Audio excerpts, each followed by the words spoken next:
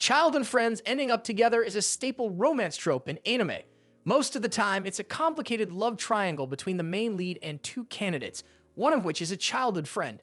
The fans obviously love the fierce battle, and secretly, the audience is mostly rooting for the childhood couple. To avoid the obvious climax, romance shows declare the other guy or gal as a winner, but there are instances when the childhood friend doesn't get the short end of the stick. In this video, we'll be taking a look at the 7 best romance anime, where the childhood friend wins in the end. Number 7. Amagami SS. Amagami SS is like a buffet of romance, where you get to taste different flavors of love without getting too full on heartish. Our main character, Junichi Tachibana, had a not-so-great Christmas in the past, and now he's on a quest to find the perfect girlfriend. But wait, there's a twist. Instead of just one storyline, we get to see Junichi's love life take multiple paths, like a choose-your-own-adventure book. Each girl he pursues has her own quirks and charms, making Junichi's journey a roller coaster of emotions and awkward moments. From shy introverts to sporty go-getters, this anime has got a girl for every taste. Will Junichi find his one true love among this smorgasbord of romantic choices? Tune in to see his attempts at romance, where even a failed confession can turn into a hilarious comedy of errors.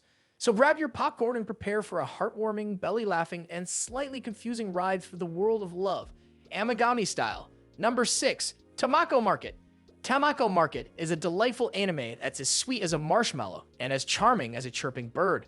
Follow the quirky adventures of Tamako, a chipper and cheerful high school girl who works at her family's mochi shop in the bustling Usajiyama shopping district. Life in the market is anything but ordinary, with talking birds that can't get enough of mochi. Yes, you read that right. A host of eccentric shop owners and a community as warm and cozy as a steaming cup of cocoa. Our heroine, Tamako, is just your everyday girl, except for the fact that she has a talking bird named Dara living with her. Dara is like a feathery ambassador from a faraway land, and his love for mochi is almost as strong as Tamako's. Together, they navigate the quirky happenings of the market, from planning festivals to solving mysteries that involve, you guessed it, more mochi. But it's not all fluff and flower here. There's a touch of romance in the air as well. Tamako's childhood friend Mokizu has a secret crush on her, and watching him stumble over his feelings is as endearing as watching a kitten try to catch its tail. Tamako Market is a feel-good anime that celebrates the joy of community, friendship, and of course, delicious Japanese sweets. With its heartwarming characters, quirky humor, and a dash of slice-of-life charm, this anime is a market you'll definitely want to explore. So grab some mochi, settle in, and prepare to be charmed by the whimsical world of Tamako and her feathered friend. Number 5. Blue Spring Ride. While most young girls make an effort to show off their feminine charms, Futaba Yoshioka deliberately behaves like she wants to repel anyone who might be attracted to her. Ostracized by her female classmates in middle school for being a little too popular with the boys, she desperately strives to avoid a similar situation in high school by being unnecessarily noisy and graceless. Nevertheless, scattered among Futaba's unpleasant memories are the treasured moments with the boy she got a crush on, Kao Tanaka. Unfortunately, that spell abruptly ended on a sour note when he suddenly stopped attending school and never came back. When Futaba finds out that Kao has returned, with a different last name this time, she can already feel the butterflies in her stomach. However, Kao Mabuki is not the warm boy that she remembers from her days in middle school. He is now taller, more charismatic, and withdrawn, making him far less approachable. Futaba believes that if she returns to her former self, Ku will begin to take notice of her again. But is she prepared to sacrifice her bubble of normalcy and risk losing her friends in the process? Number 4. Wotakoi. Having slept through all 4 of her alarms, the energetic Narumi Momos finds herself running late for her first day of work at a new office. As she races to catch her train, she makes a promise to herself that none of her coworkers will find out about her dark secret, that she is an otaku and a fudoshi. Her plan goes instantly awry though when she runs into Hirotaka Nefuji, an old friend from middle school. Although she tries to keep her secret by inviting him out for drinks after work, her cover is blown when he casually asks her whether or not she will be attending the upcoming summer Comiket. Luckily for her, the only witnesses, Hanako Koyanagi and Teru Kawapura, are otaku as well. Later that night, the pair go out for drinks so that they can catch up after all the years apart. After Narumi complains about her previous boyfriend breaking up with her because he refused to date a fujoshi, Hirotaka suggests that she try dating a fellow otaku, specifically himself. He makes a solemn promise to always be there for her, to support her, and to help her farm for rare drops in Monster Hunter. Blown away by the proposal, Narumi agrees immediately. Thus, the two otakus start dating and their adorably awkward romance begins. Number 3. Yon of the Dawn. Once upon a time in a kingdom far, far away, there lived a princess named Yona. Now, Yona wasn't your typical damsel in distress. Nope, she was more like a fierce, fiery-haired princess who was about to embark on an epic journey that would make any Disney princess jealous. Life was all rainbows and butterflies for Yona until her dad, the king, had a not-so-fun run-in with a dagger. But don't worry, this isn't your average whodunit story. Yona doesn't just sit around waiting for a knight in shining armor.